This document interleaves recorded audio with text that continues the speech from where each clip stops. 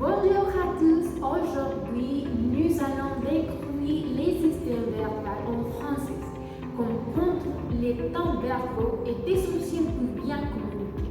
Dans cette vidéo, nous allons parler du présent de l'indicatif, du passé composé, de l'imparfait, du futur simple, du conditionnel présent, du subjonctif présent et de l'impératif. C'est parti! Commençons avec les présents de l'indicatif. Cet terme est utilisé pour parler des actions qui se passent maintenant. Regardons comment on conjugue les verbes réguliers, les verbes qui se terminent par ER. Par exemple, le verbe parler, je parle, tu parles, il parle, nous parlons, vous parlez, il parle. Les verbes qui se terminent en IR, par exemple, les verbes finir, et les verbes qui se terminent par RE, par exemple, les verbes vendre, et les verbes irréguliers, par exemple, les verbes être, je suis, tu es, il est, nous sommes, vous êtes, ils ont, elles ont, et les verbes avoir. Maintenant, parlons du passé composé.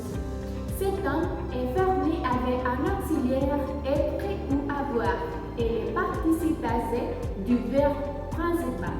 La formation du passé composé est sujet plus auxiliaire être pour les verbes de mouvement ou prénominant et avoir pour les autres.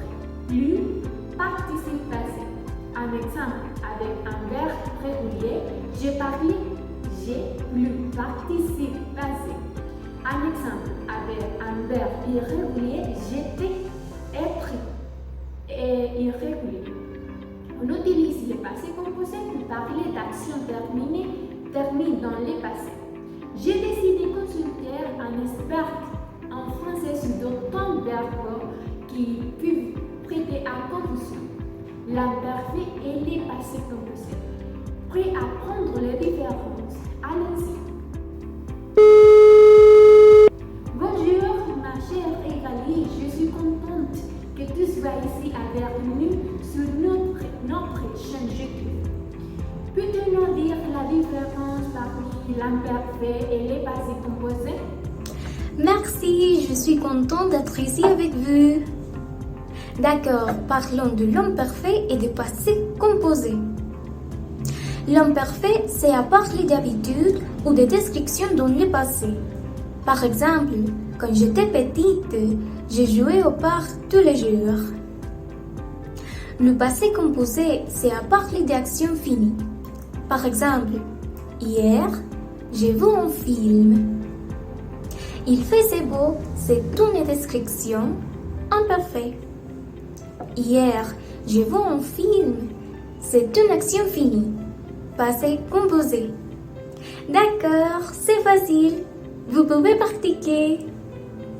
Merci ma chère Evalie. D'accord. Maintenant, nous parlons sur les futurs simples. Cet terme s'utilise pour parler d'actions qui s'y passeront dans le futur. Pour conjuguer un verbe du futur simple, on ajoute les terminaisons typiques et à l'infinitif. Un exemple avec un verbe régulier, je parlerai. D'accord. On continue avec les conditionnels présents. Les conditionnels présents est formé avec les mêmes bases que les futurs simples, mais on ajoute les terminaisons de l'imparfait. C'est ça bâtiment. Sujet plus base du futur plus terminaison de l'imparfait. Un exemple, je parlerai.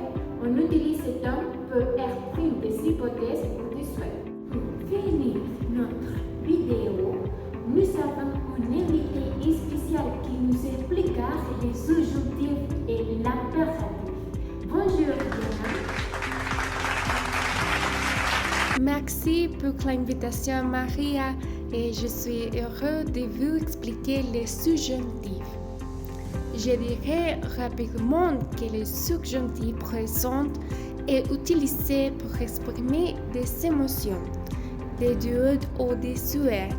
On forme ce terme à partir de la troisième personne du pluriel du présent de l'indicatif. Par exemple, il faut que je parle. Les cas d'utilisation courante de les subjonctifs sont après certaines expressions, comme il faut que ou je veux que. Enfin, parlons de l'impératif. Ce terme s'utilise pour donner des ordres ou faire des suggestions. On utilise souvent les formes tu, nous et vous sans les pronoms personnels. Exemple affirmatif. Parle. Exemple négatif. Ne parle pas. Merci. À bientôt. N'oubliez pas d'étudier les subjonctifs. Merci Diana. D'accord.